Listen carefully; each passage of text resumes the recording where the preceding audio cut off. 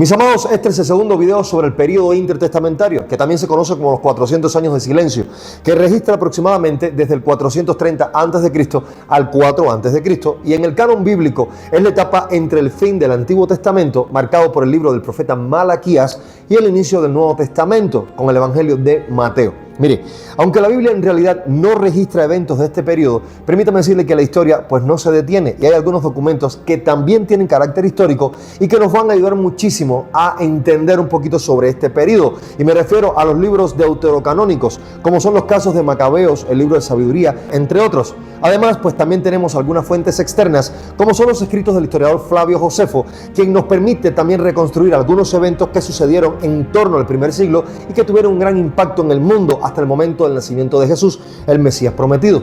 Entonces, en este segundo video vamos a hablar sobre este tema y estudiarlo un poquito más a detalle, cuáles son las principales civilizaciones, dinastías y eventos con carácter religioso que prepararon el camino para la llegada de Jesucristo, el Mesías prometido. Entonces, en primer lugar, comencemos por el dominio del Imperio Persa, entre los años 539 y 331 a.C. Mire, de los 9 reyes persas que han sido registrados, 4 de ellos mostraron un verdadero apoyo a los judíos. Por lo tanto, vamos a enfocarnos en estos nada más.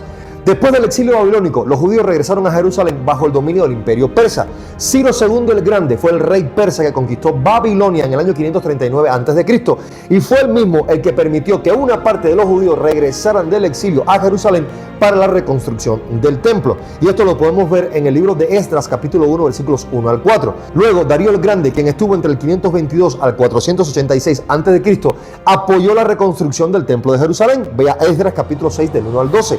Luego, el rey Artajerjes I, entre el 465 al 424 a.C., también permitió a Nehemías reconstruir el muro de Jerusalén. Vea Nehemías 2, del 1 al 8. Y el último rey persa que fue derrotado por el emperador Alejandro Magno, dando lugar al imperio griego, fue Darío III, entre el año 336 al 330 a.C.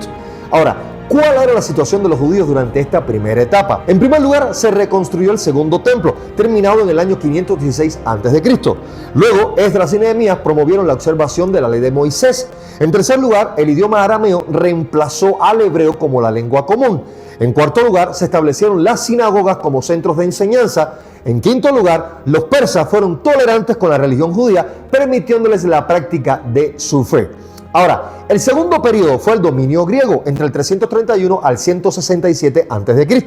En el año 331 a.C., Alejandro Magno conquistó el imperio persa y llevó la cultura helenística, o sea, la cultura griega, a todo su imperio, incluyendo también a la región de Judea. Y fue aquí precisamente donde el helenismo griego tuvo un fuerte impacto, ya que se promovió la cultura, el idioma y la religión griega en todas las regiones que fueron conquistadas por Alejandro. También pues surgieron fuertes tensiones entre los judíos que aceptaban la cultura griega, o sea la cultura helenista, y los que querían mantenerse fieles a la ley de Moisés. En tercer lugar, pues durante esta etapa, entre el año 285 y el 247 a.C., se tradujo el Antiguo Testamento al griego en la ciudad de Alejandría de Egipto. Y déjeme decirle que esta es la traducción que se conoce como la Septuaginta.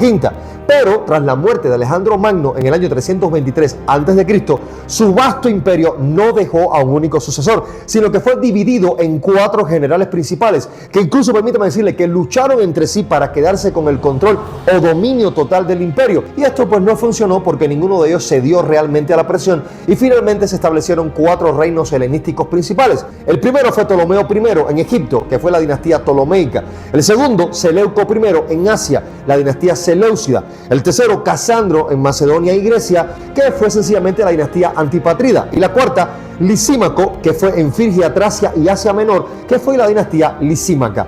Ahora, Judea estuvo realmente bajo el dominio de los Ptolomeos entre los años 301 al 198 a.C., quienes gobernaban desde Egipto. Sin embargo, los Ptolomeos sí permitieron libertad religiosa. Incluso déjeme decirle que la comunidad judía en Alejandría de Egipto creció grandemente y se volvió muy influyente. Ahora, en el año 198 a.C., los seleucidas, que gobernaban desde Siria, tomaron el control de la región de Judea. Y aquí, mis amados, sí hubo un cambio radical en la política de los griegos hacia los judíos. Antíoco IV Epífanes, entre el 175 y el 164 a.C., prohibió totalmente la religión judía. Incluso les impuso el helenismo con muchísima fuerza. prohibiéndole la circuncisión y la observancia del día de reposo. Y permítame decirle, ordenó que quemaran públicamente copias de la Torá, profanó el templo de Jerusalén al sacrificar un cerdo en el altar en el año 167 a.C. Y quiero decirle que esta etapa también desató una fuerte persecución contra los judíos fieles. Sin embargo, estos eventos marcaron la entrada al tercer periodo, donde se produjo la muy conocida revuelta o rebelión de los macabeos y también el periodo asmoneo, entre el 167 y el 63 a.C. La rebelión de los macabeos sucedió cuando Matatías y sus hijos iniciaron una revuelta contra los seleucidas. Judas Macabeo lideró la restauración del templo y esto dio lugar al Hanukkah, que es una fiesta judía que conmemora en realidad la rededicación del segundo templo de Jerusalén, donde fue la victoria de los macabeos sobre los griegos, que eran estos seleucidas, en el año 164 a.C. Y finalmente, en el año 142 a.C., los judíos lograron su independencia bajo la dinastía asmonea. Sin embargo, a pesar de su independencia, la realidad es que a esto le sucedió una etapa de conflictos internos muy fuertes. Mire, surgieron divisiones entre los judíos. Los fariseos se levantaron como defensores estrictos de la ley. Los saduceos eran sacerdotes sencillamente aristocráticos con influencia griega. Pero aquí marcaron realmente la diferencia los esenios, quienes eran un grupo separado que buscaban pureza, y se cree que fueron los esenios quienes también se apartaron de la corrupción del templo y de la vida social de Jerusalén y se fueron al desierto buscando vivir en la pureza espiritual y habitaron en las cuevas de Qumran, lo cual también se les llamó Qumranitas, por lo cual se cree que fueron ellos quienes escribieron los conocidos rollos o manuscritos del Mar Muerto, que son una colección de casi 1000 textos antiguos encontrados entre los años 1947 y 1956 en las cuevas cerca de Qumran, en la ribera occidental del Mar Muerto, que, como le decía, se cree que fueron escritos por los esenios, esta comunidad judía que se cree vivió en el desierto entre los siglos 3 a.C. y el primero después de Cristo, y que fueron manuscritos que son fundamentales para el estudio de la Biblia, el judaísmo y el segundo templo y los orígenes del cristianismo. Pero este es un tema súper interesante, así que le vamos a dedicar todo un estudio en otro video. En el año 63 a.C., el general romano Pompeyo conquistó Jerusalén y pues también Judea quedó bajo el dominio total de Roma y comienza una primera etapa de control romano en toda la región de Judea entre los años 63 a.C. y el 4 a.C. En el 37 a.C., Herodes el Grande fue nombrado por Roma como rey de Judea, y pues Herodes respondía a los intereses de Roma como un representante del imperio. Por lo tanto, la dinastía de los Herodes pues sencillamente no era otra cosa que fieles vasallos de Roma. Y la realidad es que el reinado de Herodes el Grande entre el año 37 al 4 a.C.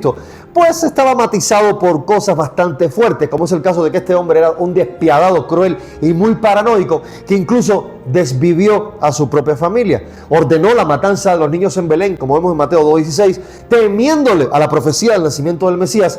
Y déjeme decirle que si algo rescatable hay en Herodes es que este hombre era un aficionado a la arquitectura y a la construcción, y mandó a remodelar y a embellecer el templo de Jerusalén, así como también la construcción de plazas, teatros, acueductos y fortalezas durante su reinado. Ahora, durante estos aproximadamente 400 años de silencio profético, en realidad se dieron cambios que prepararon el escenario para que hiciera su aparición Jesús, el Mesías prometido. Y la realidad es que hubo algunos cambios que propiciaron lo que estaba por venir. En primer lugar, la unidad lingüística. El griego era el idioma común, facilitando la difusión del evangelio.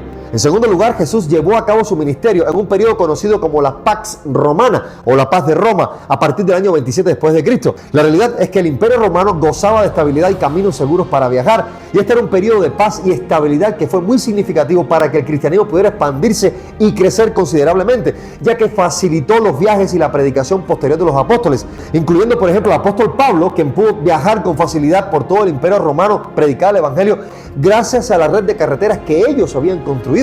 Pero aquí, en medio de todo esto, quedaba la esperanza mesiánica. Los judíos esperaban un libertador. Si se da cuenta, Jesús nació en realidad en este contexto, que aunque la región de Judea y la propia Jerusalén estaban bajo el dominio romano, el final de esos casi 400 años de silencio culminó con la venida del Cristo, su era redentora y el cumplimiento de las profecías mesiánicas. Por lo tanto, mis amados, déjenme decirles que no cabe dudas en lo absoluto que el periodo intertestamentario fue crucial para la preparación del mundo en el que vendría Jesucristo.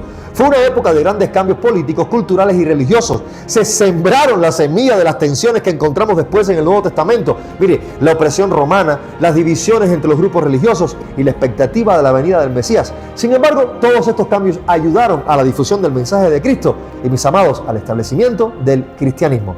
Paz, gracia y misericordia de Dios sea con todos y que el Señor le bendiga.